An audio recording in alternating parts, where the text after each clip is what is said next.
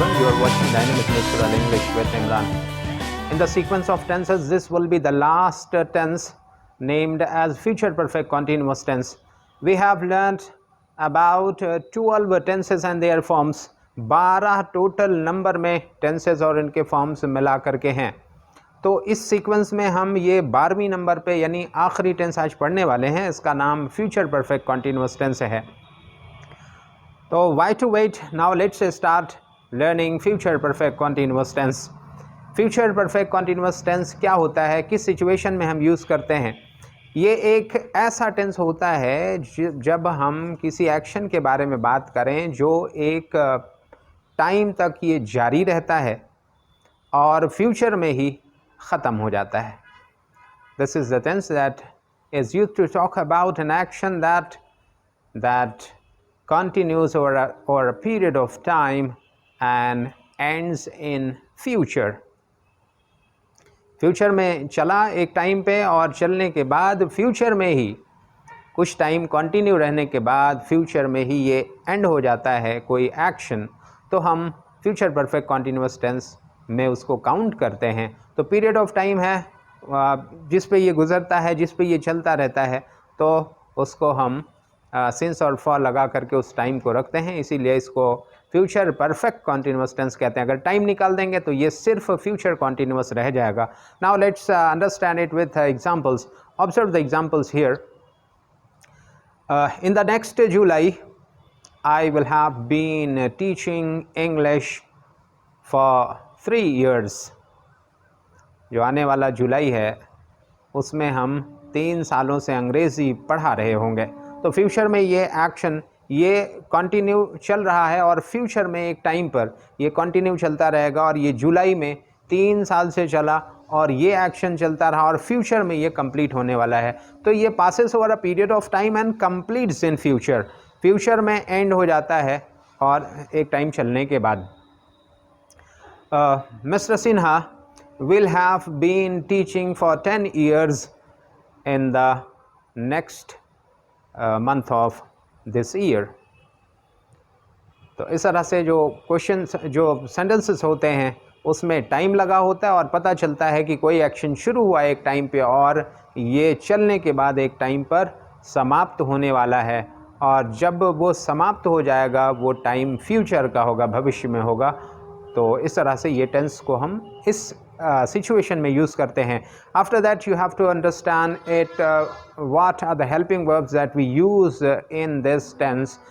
Helping verb की बात करें तो इसमें helping verb will have been और शैल हैव बीन को यूज़ किया जाता है. फिर मेन वर्ब आता है किसी टेंस को पहचान करने के लिए. तो मेन वर्ब में प्रेजेंट पार्टिसिपल को हम यूज़ करते हैं. प्रेजेंट पार्टिसिपल मतलब आईएनजी फॉर्म को यूज़ किया जाता है. तो will have been, shall have been plus main verb present participle ING form को यूज़ करते हैं. Now let's know how to make the structure of the sentences made in future perfect continuous tense. Structure के हिसाब से first let's know assertive sentences. How to make assertive sentences.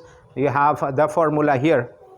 First of all पहले subject रखेंगे, subject के बाद फिर helping verb का first part आएगा. जैसे विल हैव बीन है तो विल पहले आ जाएगा, विल हैव बीन. तो सबसे पहले सब्जेक्ट आएगा, सब्जेक्ट के बाद विल आएगा, विल के बाद यहाँ पे अगर नॉट है तो आएगा, नहीं तो have been. Will have been और will not have been. He will have been going, he will not have been going to Delhi for 3 days.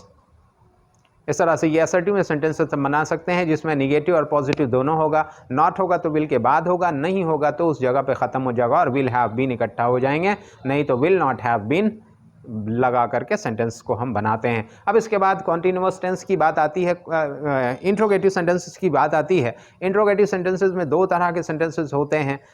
एक तो जो हेल्पिंग वर्ब से बनाया जाता है. हेल्पिंग वर्ब से जो क्वेश्चन बनाए जाते हैं उसमें येस या नो से आंसर दिया जाता है. तो इस सीक्वेंस में जब हम इसको जानेंगे तो इसमें वर्ड्स जो होंगे उनके ऑर्डर क्या होंगे. सबसे पहले हेल्पिंग वर्ब का फर्स्ट पार्ट यानी विल या शैल होगा. Will he have been going to Delhi for 3 days. Will she have been going to Delhi for 3 days. तो विल और अगर आई भी है तो शैल को यूज़ कर सकते हैं. Shall I not be going to Allahabad for 3 hours. तो हेल्पिंग वर्ब सबसे पहले हमने रख लिया, क्या वो 3 घंटे से, या क्या मैं 3 घंटे से, क्या तुम 3 घंटे से। तो विल या शैल जो भी होगा, यानी कि आई वी के साथ में शैल, बाकी सबके साथ में विल हैव बीन लगा करके हम इसको सेंटेंस बनाते हैं। फॉर्मूला ये होगा कि सबसे पहले विल लगाएंगे या शैल लगाएंगे, फिर सब्जेक्ट आएगा, फिर नॉट होगा तो होगा, नहीं तो फिर हैव, फिर बीन, उसके बाद मेन वर्ब आईएनजी के साथ में ऑब्जेक्ट होगा, उसके बाद तो कोई टाइम लगा होगा, सिंस और फॉर लगा करके उस टाइम को हम लिख देते हैं। जैसे will you have not been going to Allahabad for 2 days।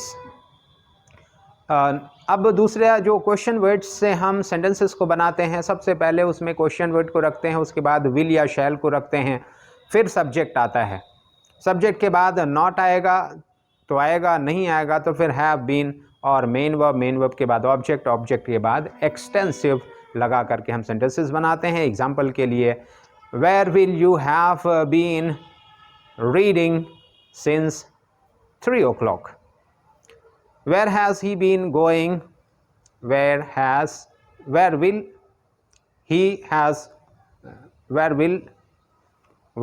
he have been going for 3 hours? इस तरह से आप इस स्ट्रक्चर के बेस पर अपने ख़ुद के बहुत सारे सेंटेंसेस बना करके समझ सकते हैं। और इस तरह से आज वर्ब टेंसेस जितने भी थे हमने उसको कंप्लीट कर लिया है। और इसके अलावा you can make myriads of sentences of your own with the help of the structures that I have given you to make sentences of your own to use in your conversation or official communication, whatsoever you like to use it. After this session, I hope that you must be able to use this type of sentences using future perfect continuous tense in your conversation, in your communication, in transmitting your ideas to the people you are interacting with.